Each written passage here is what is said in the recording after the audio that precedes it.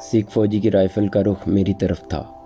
میں فوجی کیمپ کی ہاردار باڑ کے آگے زمین پر پیٹ کے بل لیٹا تھا اور میں نے ہاتھ کھڑے کر دیے تھے۔ جس پلاس سے میں ہاردار باڑ کے تار کاٹ رہا تھا وہ پلاس میرے پاس ہی زمین پر پڑا تھا۔ میری پتلون کی جیب میں 6 انتہائی طاقتور دھماکہ خیز گرنیڈ موجود تھے۔ باڑ کے 2 تار میں کاٹ چکا تھا۔ میرے پاس کوئی عذر بہانہ نہیں تھا۔ رنگے ہاتھوں پکڑا گیا تھا۔ میں رنگے ہاتھوں پکڑا گیا تھا۔ یہ سب کچھ اس قدر اچانک ہو گیا تھا کہ مجھے زمین سے اٹھنے کی بھی مہلت نہیں ملی تھی۔ یہ سکھ فوجی خدا جانے کہاں سے اچانک میرے سر پر آن موجود ہوا تھا۔ اس نے ایک اور ٹھوڈا میری پسلیوں میں مارا اور پنجابی میں گالی دے کر کہا، کھڑے ہو جا۔ میں رائفل کے سیفٹی کیچ آگے کرنے کی آواز سن چکا تھا۔ اب صرف ٹریگر پر انگلی کے ہلکے سے دباؤ کی ضرورت تھی کہ رائفل میں سے گولی نے فائر ہو کر میرے سر کے پرہچے اڑا دینے تھے۔ میرے پاس اپنے بچاؤ کے لیے صرف ایک ہی ہتھیار تھا اور وہ زہریلی سوئی والی بال پوائنٹ پنسل تھی، لیکن یہ ہتھیار میرے ہاتھ میں نہیں تھا، میری پتلون کی دائیں طرف والی جیب میں تھا۔ سکھ فوجی کے حکم پر میں اٹھنے لگا تو منہ کے بل لیٹے ہوئے اٹھتے وقت لامحالہ مجھے اپنے ہاتھ زمین پر لگانے تھے۔ مجھے جو کمانڈو ایکشن کرنا تھا وہ میں نے سوچ لیا تھا۔ یہ ایکشن میری زندگی کا آخری ایکشن بھی ثابت ہو سکتا تھا۔ کسی بھی ملک کے تربیت یافتہ فوجی کو ایسی حالت میں زیر کرنا کہ اس کے ہاتھ میں رائفل بھی ہو اتنا آسان کام نہیں ہوتا، لیکن مجھے یہ کام ہر حالت میں کرنا تھا اور اپنی جان کی بازی لگا کر کرنا تھا۔ میرے سامنے دوسرا کوئی راستہ نہ تھا۔ اس سکھ فوجی پر مجھے ایک بات کی برتری ضرور حاصل تھی۔ اس سکھ فوجی پر مجھے ایک بات کی برتری ضرور حاصل تھی کہ وہ اگر ٹرینڈ فوجی تھا تو میں ایک تربیت یافتہ کمانڈو تھا، اور مجھے میرے انسٹرکٹر نے ہوشنگ آباد کے جنگلوں میں کمانڈو ٹریننگ کے دوران ایسے گر سکھائے تھے کہ اگر ان میں سے کوئی ایک گر پوری مہارت اور ٹھیک وقت پر میں استعمال کرتا تو سکھ فوجی بچ نہیں سکتا تھا۔ میرے پاس اتنا وقت نہیں تھا کہ میں جیب میں ہاتھ ڈال کر زہریلی سوئی والی بال پوائنٹ نکال کر اس پر فائر کر سکتا، لہٰذا مجھے ایک دوسرا گر استعمال کرنا تھا۔ اس کا موقع مجھے زمین پر ہاتھ رکھ کر اٹھنے سے مل سکتا تھا۔ شرط صرف اتنی تھی کہ اس ایکشن کے دوران وہ 1 سیکنڈ کا 1000واں حصہ بھی ضائع نہ ہو۔ میں نے 1 سیکنڈ کا 1000واں حصہ بھی ضائع نہ کیا۔ زمین پر ہتھیلی ٹکا کر میں نے گھٹنے ٹیکے، دونوں ہاتھ دوبارہ کھڑے کر لیے اور جیسے ہی اٹھا اس کے ساتھ ہی سیدھی ٹانگ کا ٹھوڈا پوری قوت کے ساتھ سکھ فوجی کی ٹانگوں کے درمیان اس کے جسم کے نازک حصے پر مارا۔ یہ ضرب ایک کمانڈو کی ضرب تھی۔ سب سے پہلے تو فوجی کے ہاتھ سے رائفل نیچے گر پڑی اور پھر وہ دوہرا ہو گیا۔ یہ کیسے ہو سکتا تھا کہ میں اسے اوپر اٹھنے کا موقع دیتا؟ میں نے بجلی کی تیزی کے ساتھ اس کی گردن پر بھرپور طاقت سے بازو کی ضرب لگائی۔ میں نہیں چاہتا تھا کہ اس سکھ فوجی کے حلق سے کوئی آواز نکلے۔ ایک آواز اس کے حلق سے ضرور نکلی، مگر یہ ہرہراہٹ کی آواز تھی۔ وہ زمین پر ڈھیر ہو گیا تھا۔ میں نے اس کی گردن اپنے بازو کے شکنجے میں لے کر ایک اور جھٹکا دیا، مگر وہ میری پہلی ضرب ہی سے مر چکا تھا۔ میں نے اسے وہیں زمین پر ڈال دیا اور خود اوندا لیٹ کر دائیں بائیں خاردار تاروں کے گچھوں کی طرف دیکھنے لگا۔ مجھے وہاں کوئی دوسرا فوجی نظر نہ آیا۔ وہاں زیادہ اندھیرا بھی نہیں تھا۔ امرتسر کے نواح میں پڑی انڈین انفینٹری ڈویژن کی اس ٹینک رجمنٹ کے سارے کیمپ کے گرد خاردار تار کے گچھے پھیلے ہوئے تھے اور مجھے ان کو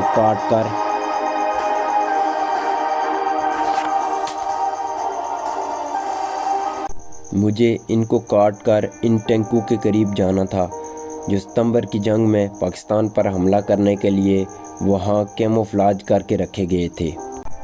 میں جلدی پلاس کی مدد سے تار کاٹنے لگا۔ میں نے باڑ میں اتنا راستہ بنا لیا کہ جہاں سے میں رینگ کر کیمپ کے اندر جا سکتا تھا۔ میں نے پلاس وہیں چھوڑا اور تار کے درمیان جو راستہ بن چکا تھا اس میں سے رینگتا ہوا گزر گیا۔ اب میں فوجی کیمپ کے احاطے میں داخل ہو گیا تھا میں پیٹ کے بل آہستہ آہستہ رینگ کر ٹینکوں کی طرف چلا گیا۔ جب میرا اور ٹینکوں کا فاصلہ 20 قدم رہ گیا تو میں نے پتلون کی جیب سے خود بنائے ہوئے 6 طاقتور گرنیڈ نکال لیے۔ مجھے ٹینکوں کے پیچھے دوسری طرف سے کسی فوجی کی آواز سنائی دی۔ وہ پنجابی میں کسی دوسرے فوجی کو آواز دے رہا تھا۔ میں نے پہلا گرنیڈ کا کیل نکالا اور اسے ٹینکوں کے اوپر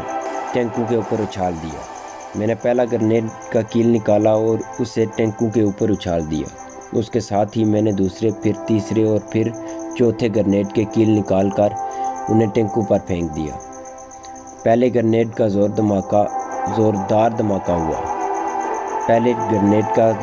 دھماکہ ہوا، پھر دوسرا گرنیڈ پھٹا، پھر تیسرا پھٹا۔ وہاں چاروں طرف آگ کے شعلے بلند ہونے لگے۔ لوہے کے ٹکڑے میرے دائیں بائیں آ کر گرے۔ میں نے دوسرے گرنیڈ بھی پھٹتے ہوئے ٹینکوں پر اچھال دیے۔ اس کے ساتھ میں لیٹے لیٹے پیچھے کو مڑا اور تیزی سے خاردار باڑ کے سوراخ کی طرف رینگنے لگا۔ وہاں دھماکے ہو رہے تھے، ٹینک پھٹ رہے تھے اور ان کے پٹرول کی ٹینکیاں بھی پھٹ رہی تھیں۔ کیمپ میں ایک شور سا مچ گیا۔ بلند ہوتے شعلوں نے سارا احاطہ روشن کر دیا تھا۔ میں اٹھ کر دوڑتے ہوئے دیکھا جا سکتا تھا اور پیچھے سے مجھ پر فائر آ سکتا تھا، اس لیے میں جتنی تیز رینگ سکتا تھا رینگ کر ہاردار تاروں کے پاس پہنچا اور سوراخ میں دوسری طرف آتے ہی کھیتوں میں گھس گیا اور جلندھر ریلوے لائن کی طرف دوڑنے لگا۔ کیمپ کی طرف مشین گن کی فائرنگ شروع ہو گئی تھی۔ 2-3 برسٹ میرے سر کے اوپر سے بھی گزرے۔ معلوم ہوتا تھا کیمپ کے چاروں طرف اندھا دھند برسٹ مارے جا رہے ہیں۔ میں اب اندھیرے میں تھا اور جتنی تیز دوڑ سکتا تھا دوڑ رہا تھا۔ کیمپ میں روشنی کا گولہ فائر ہوا اور دوسرے لمحے سارا علاقہ دن کی طرح روشن ہو گیا۔ میں فصل کے اندر چھپ کر بیٹھ گیا۔ یہ پیراشوٹ والا دیری لائٹ گولہ تھا جو روشن ہو کر آہستہ آہستہ نیچے آ رہا تھا۔ جب وہ نیچے آ کر بجھ گیا تو میں اٹھ کر پھر دوڑنے لگا۔ دوڑتے دوڑتے جب میں کافی آگے نکل گیا تو 2 کھیتوں کے درمیان بنی ہوئی مینڈ پر بیٹھ گیا۔ ذرا سانس درست ہوا تو میں اٹھ کر تیز ریلوے لائن کی طرف چلتا گیا۔ ریلوے لائن پار کر کے میں دوسری طرف والے کھیتوں میں گھس گیا۔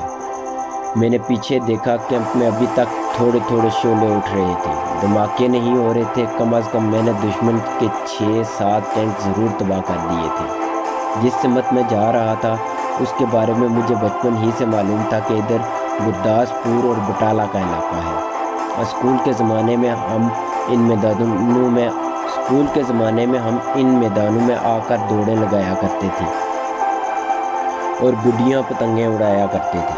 اب میں یہ چاہتا تھا کہ جنوب مشرق کی جانب جتنی دور جا سکتا ہوں چلا جاؤں، پھر بٹالہ گرداسپور کی ریلوے لائن عبور کر کے مجسمہ قصبے کے اوپر سے ہوتا ہوا امرتسر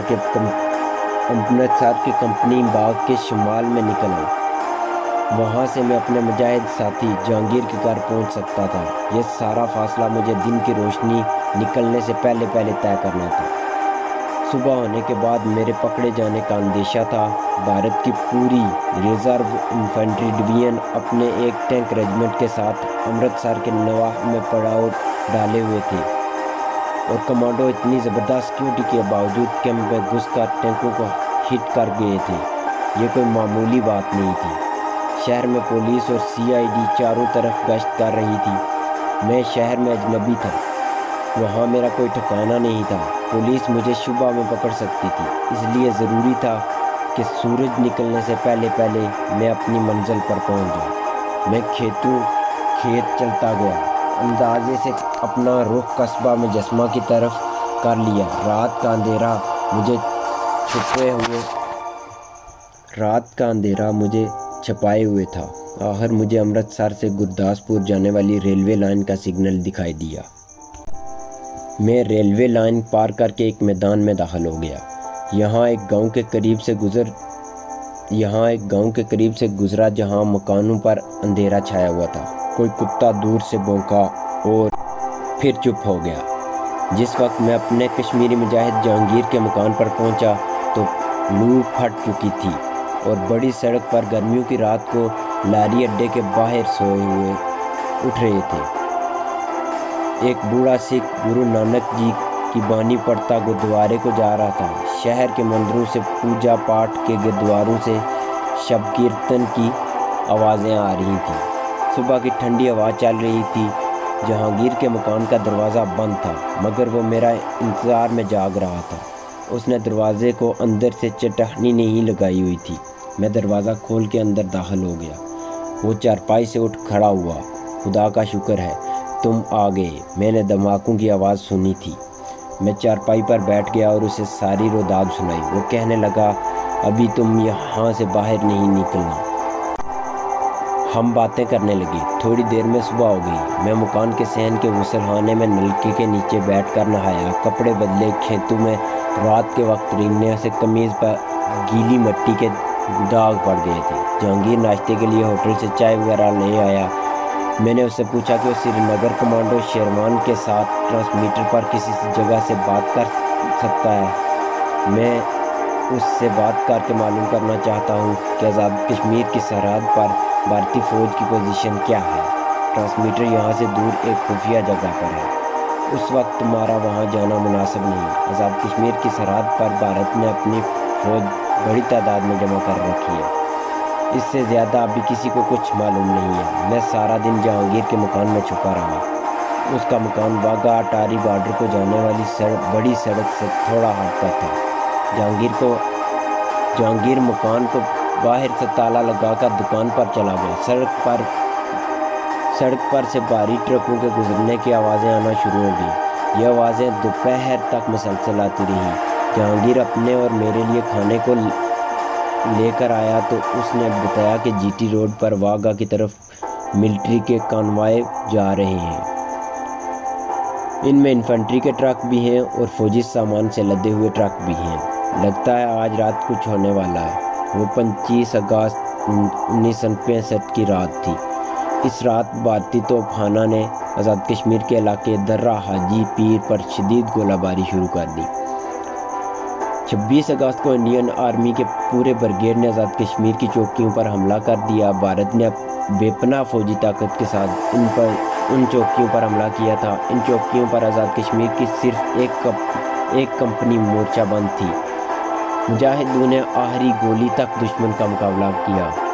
مارکا خون ریز تھا۔ درہ حاجی پیر اور بڈوری کے چوکیوں پر انڈین آرمی نے پورے بریگیڈ اور ڈویژن کے توپ خانوں کی 8 دنوں کی گولہ باری کے بعد قبضہ کر لیا۔ اس دوران امرتسر سے نکل کر سری نگر پہنچ گیا تھا اور کمانڈو شیروان کے ساتھ مل کر آزاد کشمیر پر حملہ آور فوج کی سپلائی لائن کو پہاڑیوں اور گھاٹیوں میں شب خون مار کر جتنا نقصان پہنچا سکتا تھا پہنچا رہا تھا۔ مگر بھارت نے بے پناہ فوجی نفری اور ساز و سامان کے ساتھ حملے کا آغاز کیا تھا۔ ہماری اطلاعات بالکل درست نکلی۔ بھارت نے پاکستان پر جارحانہ حملے کا آغاز آزاد کشمیر سے کیا تھا۔ حریت پرست کشمیری مجاہدین نے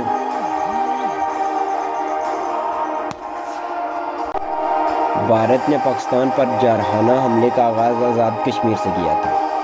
حریت پرست کشمیری مجاہدین نے مقبوضہ کشمیر کو انڈین آرمی کے لیے جہنم بنا دیا تھا۔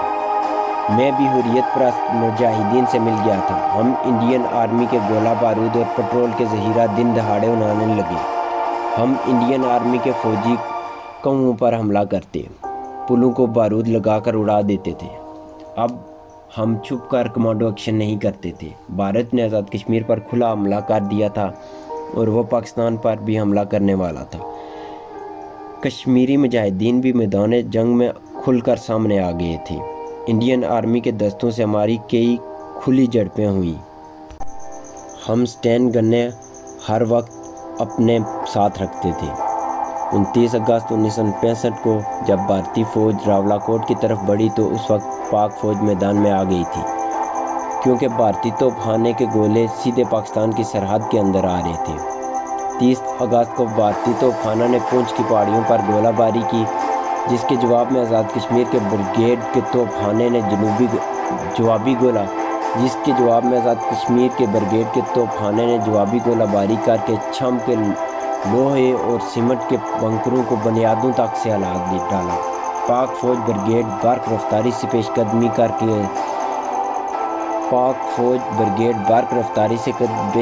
کر گئے 1 ستمبر کو دن کے 10 بجے تک انڈین آرمی کی چک پنڈت، مناورہ، جنڈا، ملگوئیاں، پھورا اور برسالہ چوکیاں پاک فوج کے غازیوں کے پاؤں تلے روندی جا چکی تھیں۔ بھارت فرانس سے خریدے ہوئے اسلحے اور ٹینکوں سے ہمارے دستوں کو روکنے کی سر توڑ کوشش کرتا رہا، مگر شام تک پاک فوج نے دیوار بھی قبضہ کر لیا۔